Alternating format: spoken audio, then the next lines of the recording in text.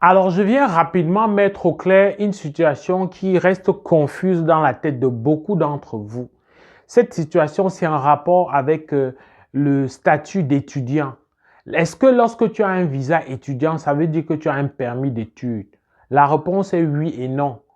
La réponse est oui parce qu'un visa étudiant suppose que dans le système déjà, on t'a déjà validé que tu auras le permis d'études. Mais la réponse est non parce que dans les faits, le visa étudiant n'est et ne demeure qu'un document de voyage. Une fois que tu es au point d'entrer au Canada, il faut que tu puisses acquérir, il faut qu'on puisse te donner légalement et officiellement le statut d'étudiant qui est normalement le permis d'études. Alors, pourquoi il y a donc cette nuance? Il y a une nuance parce qu'effectivement, il faut valider ça avec l'agent des services frontaliers si finalement on va t'octroyer ou pas ton permis d'études. Ce n'est pas automatique.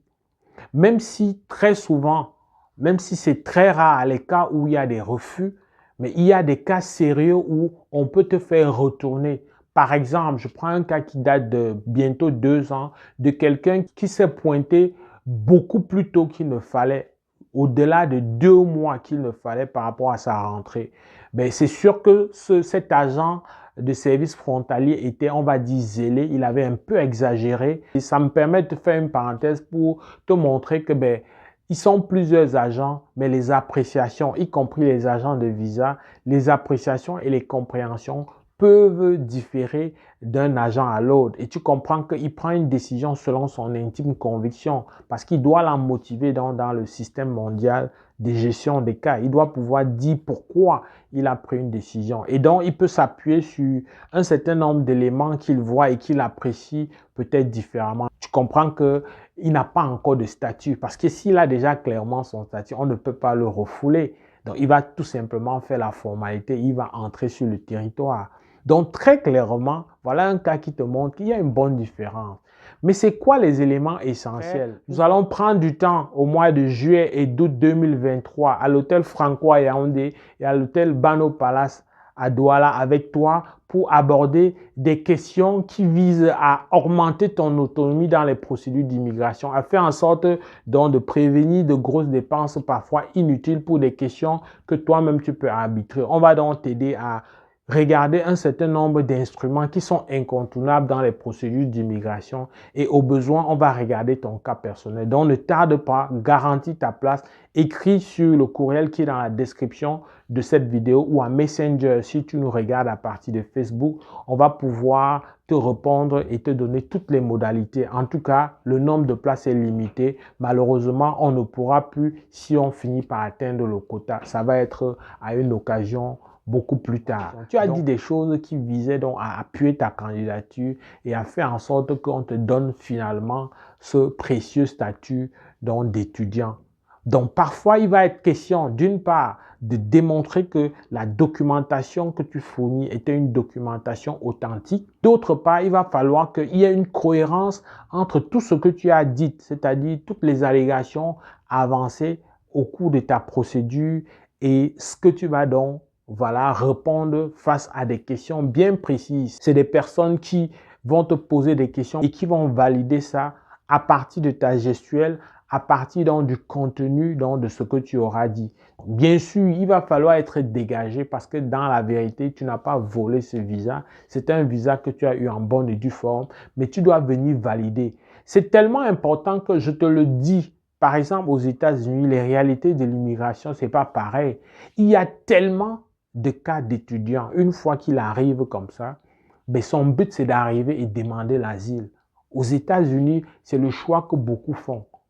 Parce que là-bas, le système d'asile, c'est un peu plus flexible. Il y a de loin beaucoup plus de chances d'avoir le statut de demandeur d'asile, donc de réfugié plus tard aux États-Unis versus le Canada. Au Canada, très vite, on va te donner un refus et une mesure de renvoi très facilement. Ça, c'est une habitude au Canada, se démarque donc de loin et aux antipodes des États-Unis où lorsque tu es demandeur d'asile, tu vas avoir ton permis de travail évoluer. Donc, tu n'as pas besoin de payer des fortes scolarités. C'est comme ça que la plupart des gens qui entrent, même avec le visa étudiant, finissent par faire. Donc, ils ne font pas ces études-là et ils basculent dans dans la demande d'asile. Donc, et comme ils fonctionnent de concert, ces deux systèmes qui vraiment interagissent, ils se partagent les données. Vraiment, il faut le savoir. Canada et États-Unis, que tu aies affaire à l'un ou l'autre, il faut vraiment savoir qu'ils se partagent des informations. C'est connu, ils le font systématiquement. Donc, tu dois le savoir. Ça me rappelle une petite parenthèse d'un cas d'une Colombienne qui venait au Canada et qui avait choisi de omettre de dire qu'on lui avait refusé le visa d'entrée aux États-Unis. Donc, ça a été su par l'agent, justement parce qu'il y a une collaboration étroite entre les deux. Et à cause de ça, elle avait eu une interdiction de 5 ans. Ça, c'est très dommageable. Les interdictions pour fausses déclarations, c'est quelque chose sur laquelle on ne lésine pas. Parce qu'une fois encore, on tient à veiller sur l'intégrité du système d'immigration. En termes simples, veiller sur l'intégrité du système, c'est faire en sorte que certains ne profitent pas par le mensonge, par l'omission, par des faits trompeurs pour entrer, alors que d'autres font tout normalement, ils n'entrent pas. Donc, on veut veiller à cette intégrité, au fait qu'on ne profite pas par des moyens qui ne sont pas des moyens légaux. Donc, pour revenir au sujet principal, il va falloir donc valider. Donc, si on sent une incohérence, si on sent un gros gap, une grosse différence entre ce que tu dis, ce que tu as dit avant, ça va être des choses qui vont questionner. Et puis alors, s'il y a une contradiction, tu peux me croire, ton permis d'études ne sera pas octroyé aussi facilement. Tu vas passer des moments difficiles. Est-ce qu'on va te retourner? C'est possible. Est-ce qu'on le fait très souvent? Non. Mais est-ce que tu sais si tu seras dans ce cas ou pas? Alors, cette vidéo qui ne se voulait pas très longue visait à te dire que toi qui as probablement eu ton visa étudiant, il faut que ce soit clair dans la tête que le permis d'études n'est pas automatique. Oui, c'est une formalité parce que dans le système, tu es en attente de ça, mais ce n'est pas automatique. Il va falloir que tu valides ça avec les quelques questions et aussi avec la documentation authentique qui vient avec ta demande. Donc, c'était important de le savoir. Et si tu as fait ta procédure de toi-même, c'est sûr que il n'y a pas de problème avec ça. Mais si tu te fais accompagner, ben, il faut t'assurer donc de t'approprier toute ta démarche du début de la fin, de comprendre même ta démarche.